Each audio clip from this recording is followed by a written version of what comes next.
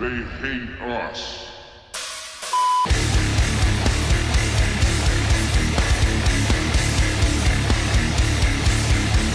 Okay. Okay. Okay. Okay, it's happening. You might remember me from titles such as The Elbow of Justice, Slap and Kick Man 2, The Reckoning. I fought in bars, pubs, clubs, funerals, the ring, christenings, takeaways, garden centres, train stations, Led Zeppelin tribute concert, underwater, outer space, in your mum's house, in your dad's house, yeah, graveyard, yeah, 100%. 100% graveyard. Most of the time, because I've had to. Not because I've wanted to. I want to show you how to protect yourself and show the wider world what's really happening in our towns and cities across Europe. In this first episode, we'll analyse some street videos involving my clients Kurt Kaz, Charlie Veach and DJE Media. These are soldiers. Chill. We'll also be taking a look at some training videos with my personal friend, Bodyguard and combative instructor Julian Mason. And we'll be analysing the psychology behind antisocial behaviour and what you can do about it. So let's take a look at my most recent trip to the EU where I visited Frankfurt with Kurt Kaz. Maintain order, Ordnung. Lots of little stores. Hey bro. Bro, why camera, bro? Why? Bro, not for me, صاحبي. Why? Chill out.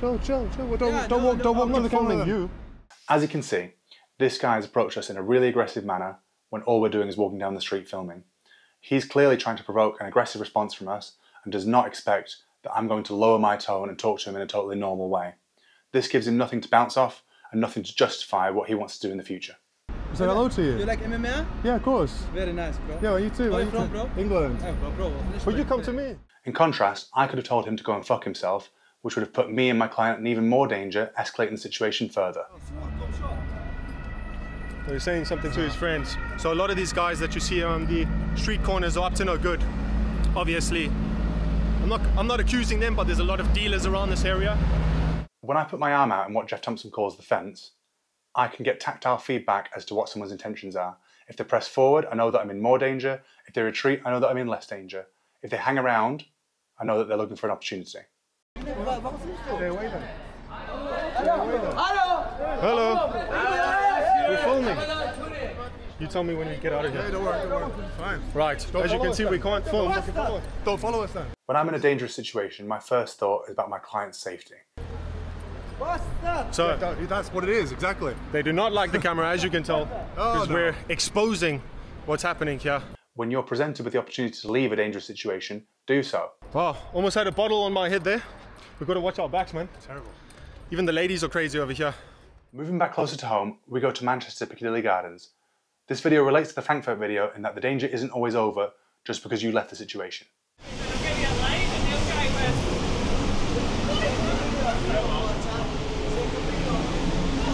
What's that?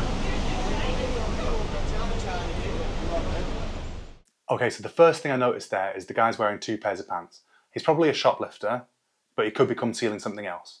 It's the middle of summer, so he's probably not cold. He went from not being seen at all into making himself the star of the show. What's up, mate? Chill out. Don't walk aggressive to us, mate. Don't be aggressive. Don't be aggressive. Why are you filming for? Why not? Film. You're not filming me. The next thing I notice is that the guy is clearly drunk by the way he's slurring his words. The second man approaches us with a swagger on him, trying to impose with his body language and make himself look bigger than he is and more intimidating than he is. We just were filming, mate. We just were filming. Why Is that what I am, is it? Bit of slander there, yeah? Being aggressive. Why? Because I'm filming. Because you're filming me. So I'm filming you, that makes me a nonce. No privacy in public, mate. No privacy No in public. sense, mate. Making no sense. Job back off, mate. There's no privacy in public. You're in public. This is our town, not yours. Your town. You gay bastard. So as these guys have approached me, they've met my invisible psychological barrier, aka the fence, and decided to retreat, which is a good thing. However, you can tell they're still sore about it because they're throwing things, so I still got to keep my wits about me, as we'll find out later. You alright, yeah? Go sit down, mate. Go sit down. Yeah, go sit down. What do you want from the next trip? Roll over. Do you want? It's not going to end well, mate. Come on, let's just... Roll over. Next. Back next. Back next. Yeah? Yeah, next. Oh!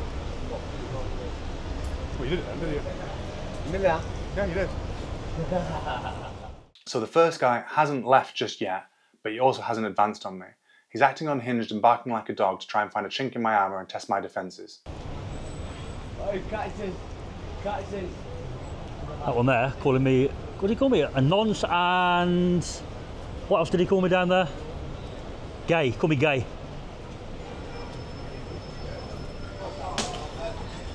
What is he throwing? Not sure. Even though both guys have now withdrawn from the situation, they're still forced to deal with the fact that they both got embarrassed in public. When you're by yourself, you can go home and not tell anyone, but when you're with your friends, you're both forced to deal with what just happened.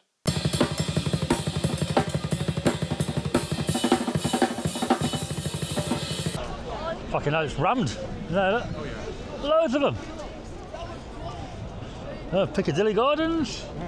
Welcome to Manchester, guys. In most security or close protection jobs, you do your best to avoid imminent danger. However, vloggers and YouTubers get paid to do this type of work, and I get paid to protect them, so I accept a certain proportion of risk.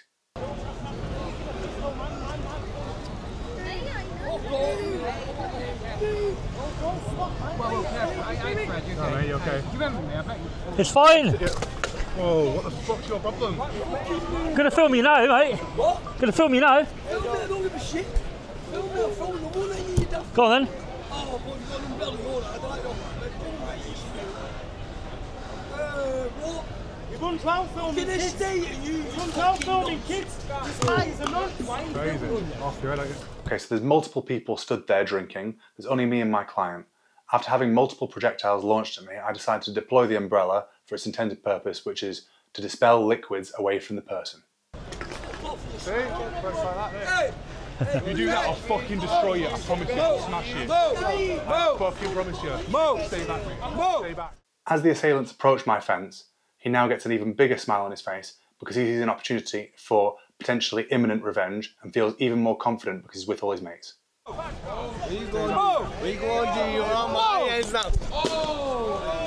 Even though I've previously told him that if you do X, I'll do Y, the guy still decided to advance on me. At this point, as he enters my personal space, I slap him. Get back from me now, I swear to God.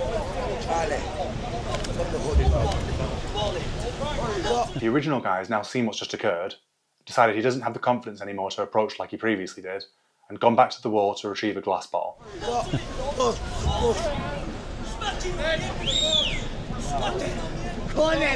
what happens, mate. See what fucking happens.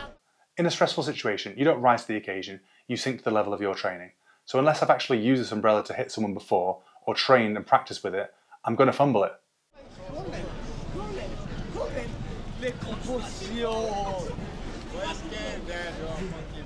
You're big with the bottle now, aren't you? You're big. Put the bottle down and do it. Put the bottle down and do it. Yeah, there we go. Now we... Here you can see he's trying to goad me into calling me a pussyo, right? Which means that he wants some sort of response from me, okay? DJ Media gets a lot of shit for this by telling him to put the bottle down and fight like a man, as if he's wanting to see the content and making the situation more dangerous. But he's actually making it much safer, really, because he's encouraged him, one, to put the weapon away and fight like a man. So he's actually de-escalated the situation, even if it's just by one step. There we go. Fight like a man.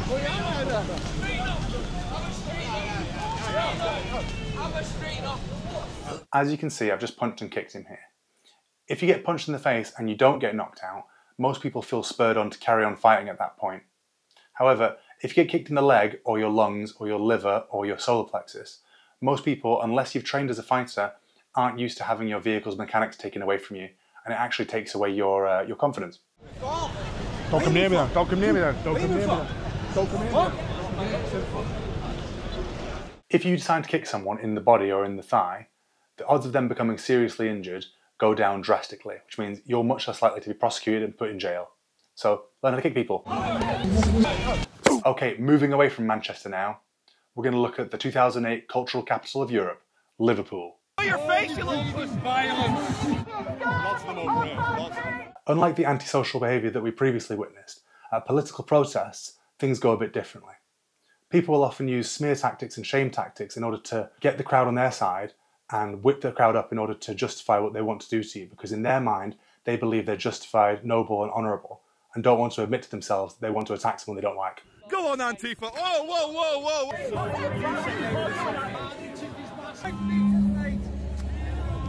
The whole point of political protest is to try and attract the greatest amount of attention to your political cause or ideology as possible. Paradoxically, when you stick a camera in their face, these people will try and obscure your vision, wave flags in your face, and stop you filming, even though the footage actually goes out to millions and millions of people, which would, in theory, attract more and more people to your cause. So it actually makes the footage much more entertaining for us and paints you in a much more negative light by doing so.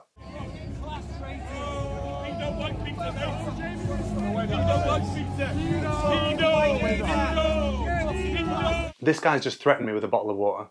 I don't know what's in that bottle of water, it could be anything. If anyone makes you feel like you're about to be attacked, that's assault. If I put my face close to yours and make you feel like you're in danger, that's assault. Whoa. This guy is waving a flag in my face, and I knew he wasn't going to stop. He's using it as a means of trying to show dominance over me, so I decided to go to him and reduce the length of his flagpole. Simple. Another thing I'll add is that a lot of people at these protests cover their faces as a means of disassociating their identity from their actions. People feel emboldened when you don't know who they are to do something that they wouldn't normally do.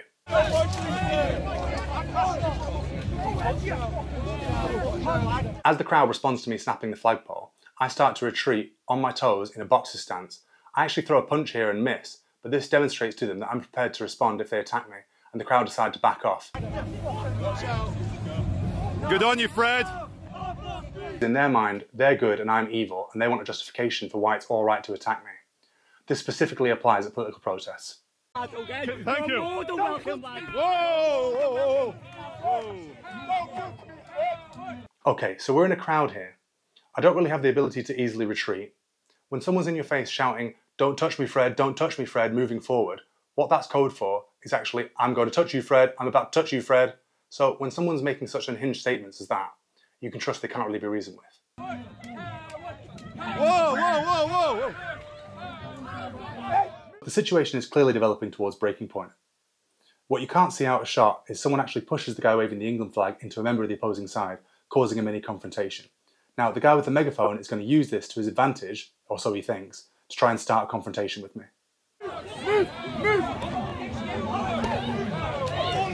Unlike in my previous videos, where I use my fence to determine what people's intentions are, I can't do that here because we're in a crowd, so everyone's in my personal space by default. He's frothing at the mouth, fist clenched, screaming in my face with a megaphone, intent to do me harm, so I elbowed him because that's the shortest available weapon I have to offer, and I follow up with a kick for good luck. Whoa, watch your elbow, bro!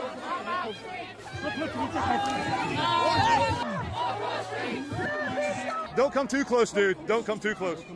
Dude, don't come too close, dude! Over the coming weeks, we're going to be looking at different martial arts styles and how they apply to the ring and self-defense situations. I recently caught up with my friend, personal bodyguard, and combatives instructor Julian Mason. Now, you may not know the difference between combatives and MMA, but he will definitely tell you.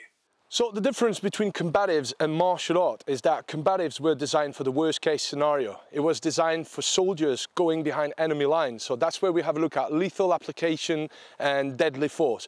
As opposed to martial arts and combat sports that are more for the art and for the sportive platform. Even though the martial arts, you can get all the physical attributes that you need to be a good fighter, the mindset and the psychology is very, very different in the martial art than it is for combatives. Because combatives is to basically fight to the death, fight for your life.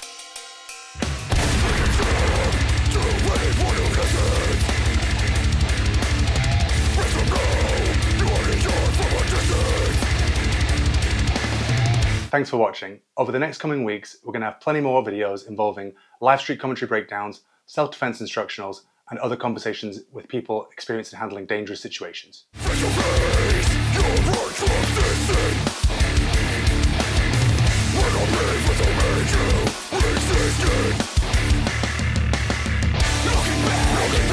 Don't forget to like, comment, and subscribe.